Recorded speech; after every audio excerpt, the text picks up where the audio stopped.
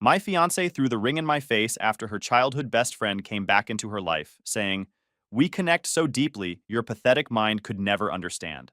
Now that karma wrecked her life, she's begging me to take her back." All right, Reddit. So my fiancée called off our wedding the night before, telling me I was a pathetic placeholder while she chased her childhood friend. I watched karma destroy her life as she ended up a single mom living in her mom's basement years later, while my life got exponentially better. Grab a chair and enjoy the chaos. I, 36 male, spent 6 months worth of overtime checks on a ring that got thrown at my face. 6 months of staying late at the aerospace plant, volunteering for weekend shifts, skipping lunches to save an extra 20 bucks here and there. 2 carats, white gold band, nothing flashy but solid quality. Cost me 8 grand. My fiancée Lauren, 34 female, cried when I proposed. Good tears. The kind that made me think I'd actually done something right. We'd been together nearly 4 years. Lived together for 2. Split rent, split bills, had a savings account. Normal couple stuff. I designed ventilation systems for military aircraft at a defense contractor. We weren't rich, but we were stable. Made plans like adults who had their lives together. Wedding planning took 8 months. She handled most of it. I showed up when needed, approved decisions, did my part. Everything seemed fine. My mom liked her. My friends liked her. All the boxes checked. Rehearsal dinner was Friday night. The wedding was scheduled for Saturday at 3 p.m. About 40 people showed up to the church basement for the rehearsal. So there I was, standing in that church basement watching my fiancé throw a 2-carat engagement ring at my face.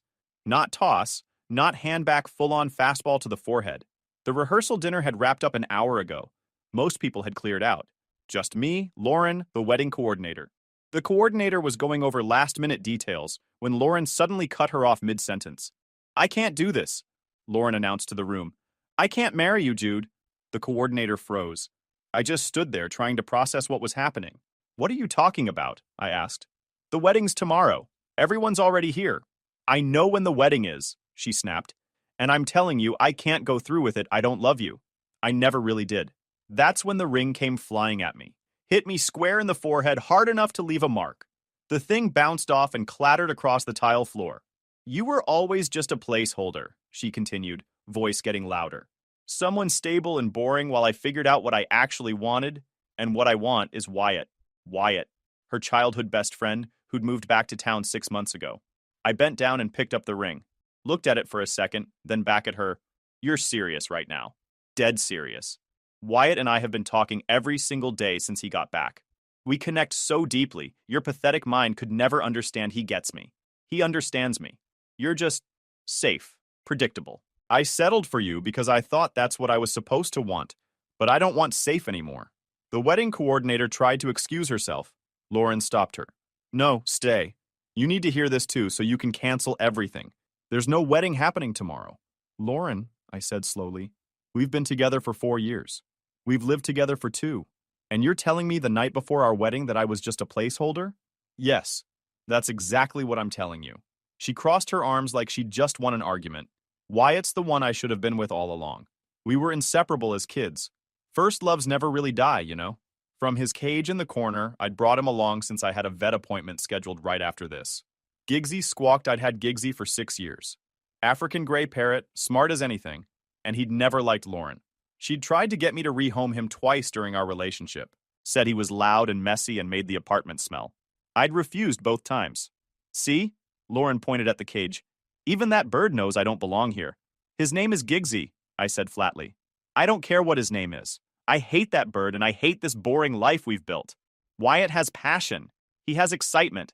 You have a 401k and a stupid bird that can't stop screaming." The coordinator cleared her throat.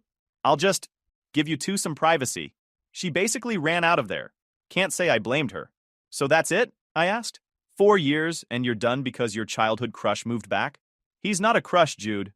He's my soulmate. I should have never let him go in the first place. Choosing you was the safe option. I'm done pretending that I like you. I slipped the ring into my pocket. "All right." She blinked. "That's all you have to say? What were you waiting for or something? What do you want me to say? That I'll fight for you? Beg you to reconsider? Not happening. You made your choice. I'm not going to compete with some fantasy you've built up in your head." Her face went red. "You're not even going to try to stop me? Hard pass. I thought you'd at least care enough to fight for us," she said. and I swear she sounded offended that I wasn't groveling. There is no us anymore. You made sure of that. I picked up Gigsy's cage. I'm going home. You can stay at your mom's tonight since you're so done with this boring life. Fine. But I'm taking Gigsy. I actually laughed at that. You're not taking my bird. I paid for half of everything in that apartment. I deserve something. You hate him. You literally just said you hate him. Why would you want him? Because, she said. And here's where I saw how truly messed up she was. I deserve to take something from you since you're being such a jerk about this hand over the bird. No. She tried to grab the cage. Gigsy went ballistic, screeching and flapping his wings. I pulled the cage back. Witch! Gigsy screamed. Give me that stupid bird. Lauren lunged again. I sidestepped her. Are you out of your mind? This is my rehearsal dinner too. You don't get to kick me out. You just called off the wedding. There's no rehearsal to practice for anymore. Get out. A security guard poked his head in. Probably heard all the yelling. Everything okay in here? No, Lauren said quickly. He's trying to steal my bird. The guard looked at me. I looked at him. Gigsy looked at both of us and said, Bad lady. It's my bird, I explained. I've had him for 6 years.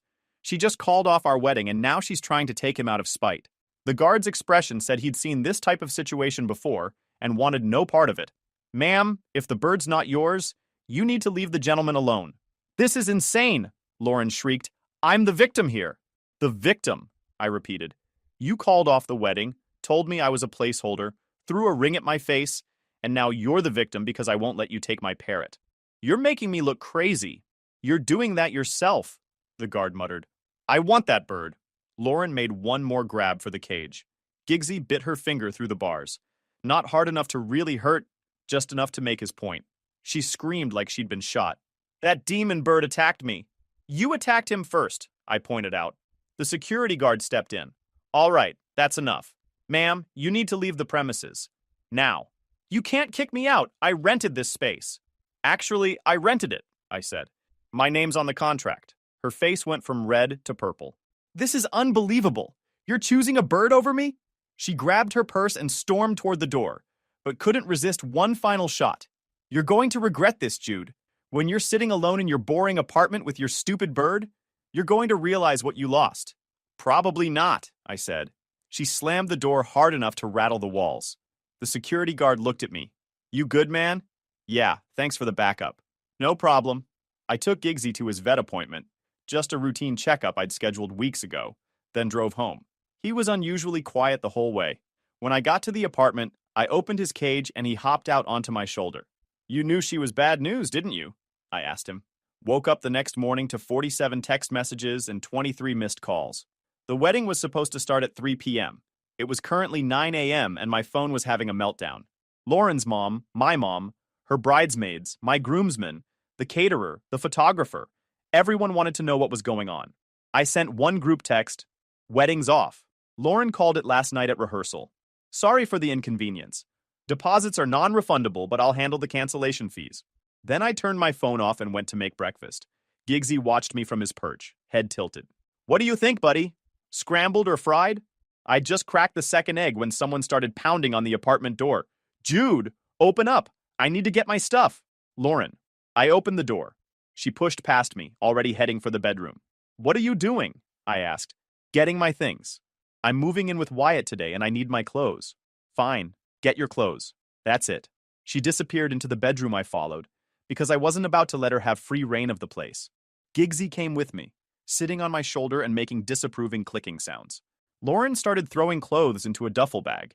Then I saw her grab the iPad off the nightstand. That's mine, I said. We shared it. I bought it. My name's on the receipt. Put it back. She rolled her eyes but dropped it on the bed, moved to the dresser and started opening drawers. She pulled out a jewelry box. Where do you think you're going with that? I asked. These are my earrings. Half of those earrings I bought you. You're not taking the whole box. You gave them to me. They're mine now. The ones your mom gave you? Fine. The antique set from my grandmother that I let you borrow for events? Not a chance. Her face went red. You're being petty.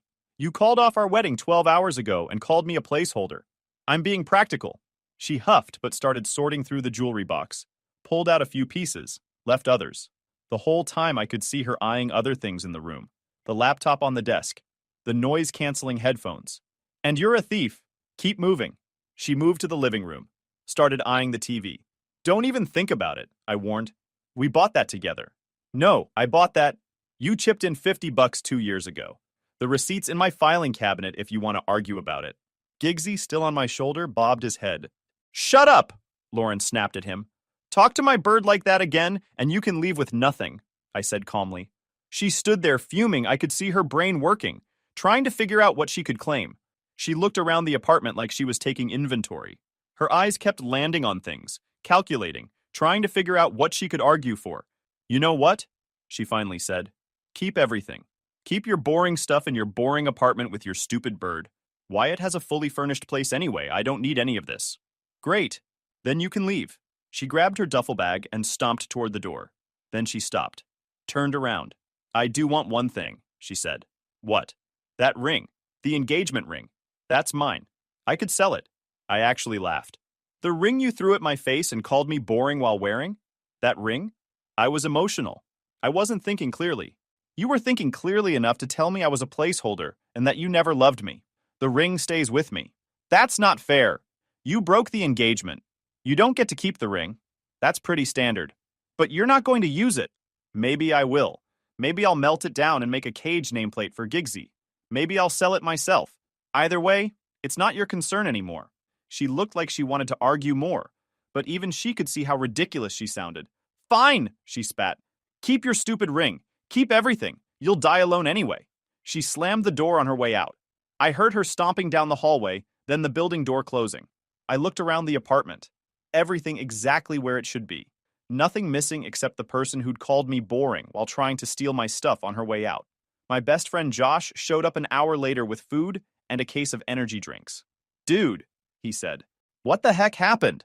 I filled him in on the rehearsal dinner fiasco and the morning raid on the apartment.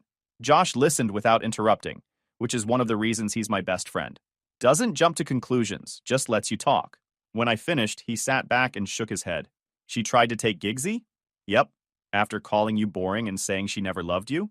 Yep. And then showed up this morning trying to steal your stuff? That's the part that got me. She dumps me at the altar, then acts entitled to half my apartment the next day. Had to watch her like a hawk so she didn't walk out with my laptop. Josh grabbed a sandwich from the bag. Well, you dodged a massive bullet. Almost married one, like 18 hours away from it. But you're not. That's what matters. Josh stuck around.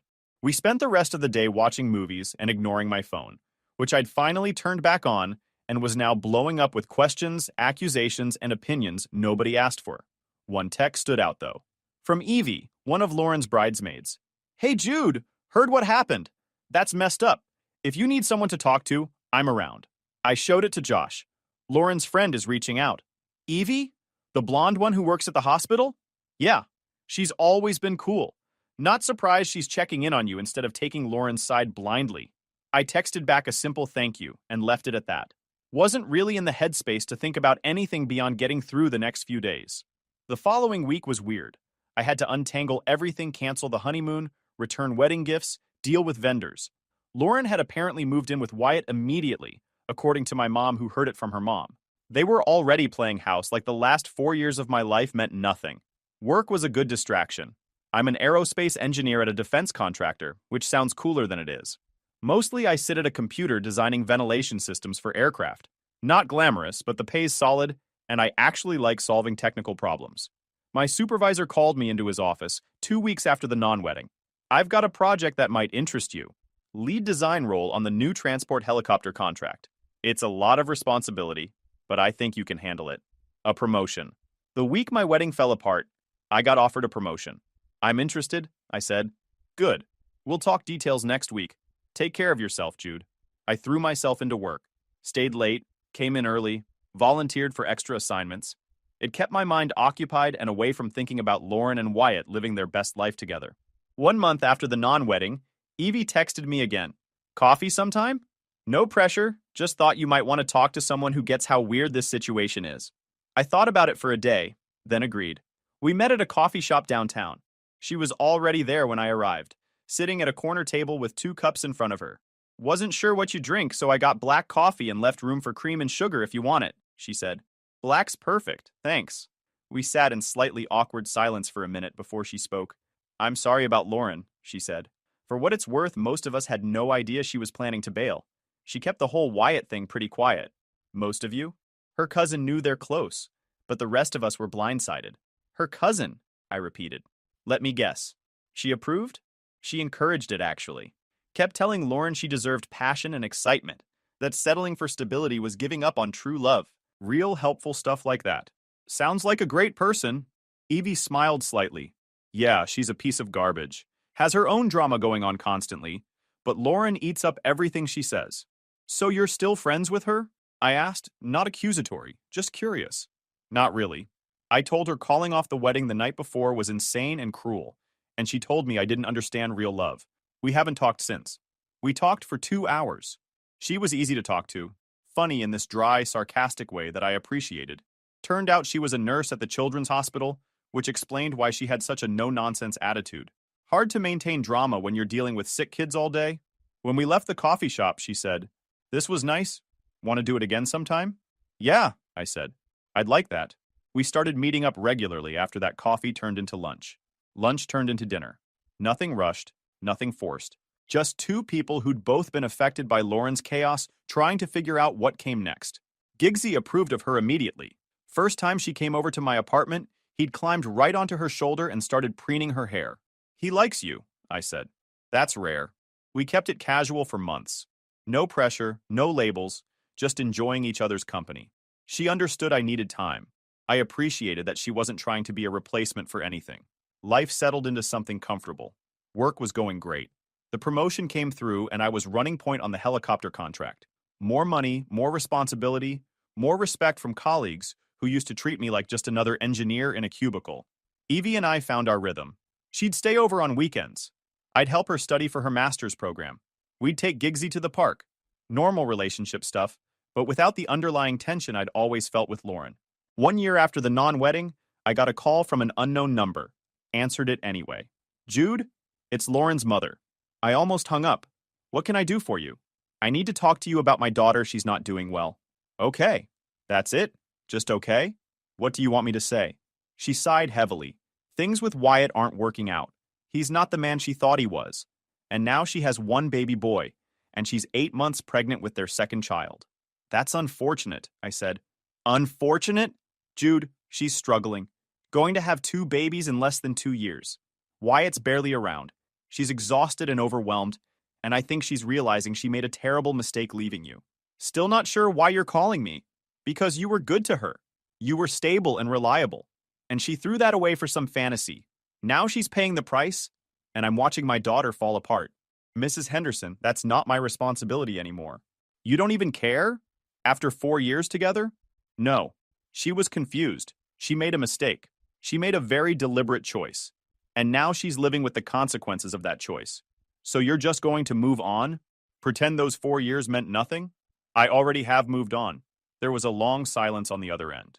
Evie, Mrs. Henderson said finally. One of her bridesmaids. Wow. That's right. Lauren's heard about that. She's upset. Again, not my problem. She needs support right now, Jude. She needs someone who understands her. Then she should call Wyatt, or her cousin who encouraged this whole mess. But she's not calling me, and if she does, I won't answer. You're really not going to help her? Help her with what exactly? Her relationship problems with the guy she left me for? Her decision to have 2 kids in 2 years with someone she barely knew? What am I supposed to do about any of that? Mrs. Henderson's voice got quieter. She talks about you sometimes. Says you would have been a good father. That she should have appreciated what she had. Cool. She can think that all she wants doesn't change anything. Jude, I hung up before she could say anything else.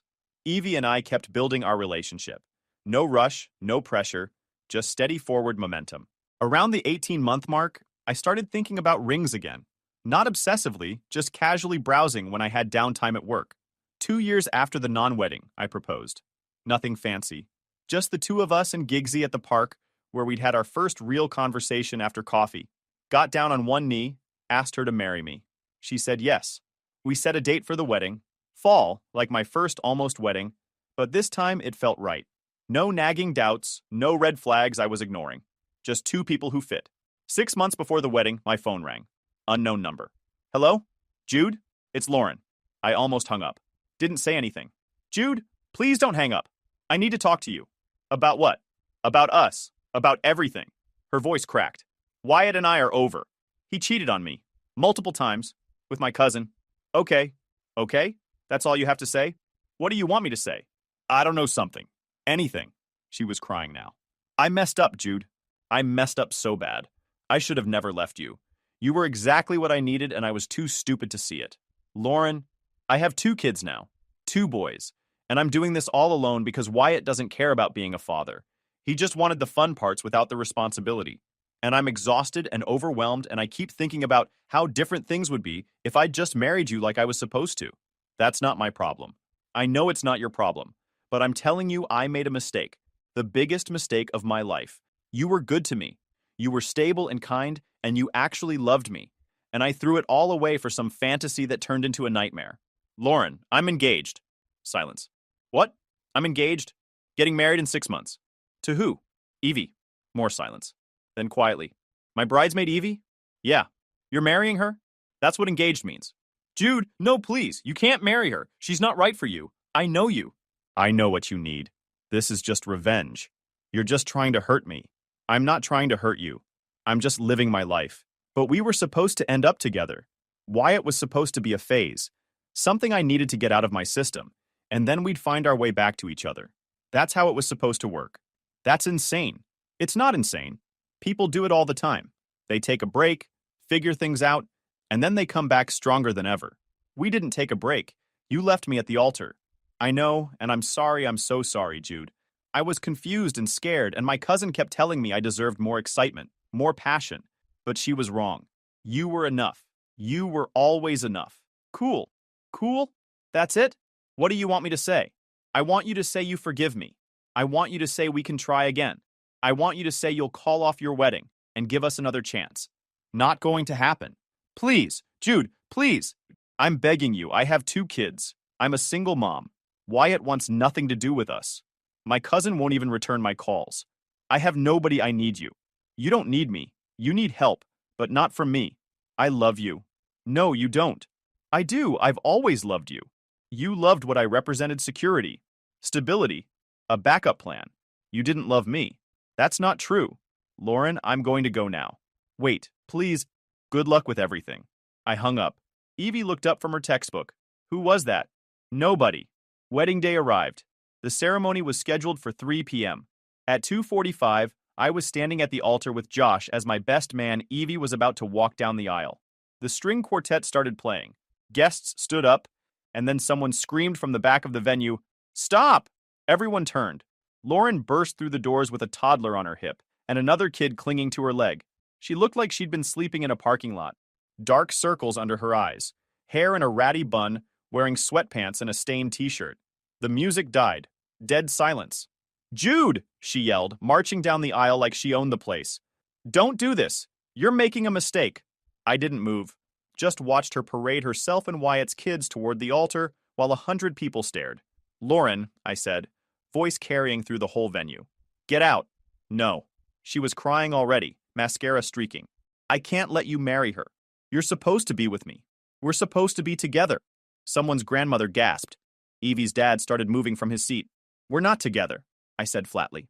"That was a mistake." She reached the altar, both kids whimpering. "Wyatt was a mistake. The biggest mistake of my life. I should have married you, Jude. I should have stayed. But I can fix this. We can fix this." Josh leaned over and muttered, "Is she serious right now?" Apparently. "Please," Lauren begged, full ugly cry mode now. "Please don't marry Evie. Leave her. Come with me. We can be a family. These boys need a father, and you're good and stable and—" "Wyatt's their father," I interrupted. "Not me." "I know that." She was getting hysterical. "But you could be better than him. You could step up. We could raise them together. You and me like we were supposed to before everything got messed up." The wedding coordinator looked like she wanted to evaporate. Security was finally hustling down the aisle. "So let me get this straight," I said, loud enough for everyone to hear. "You want me to leave my bride at the altar, walk out of my own wedding, and go play stepdad to your ex's kids? That's the plan?"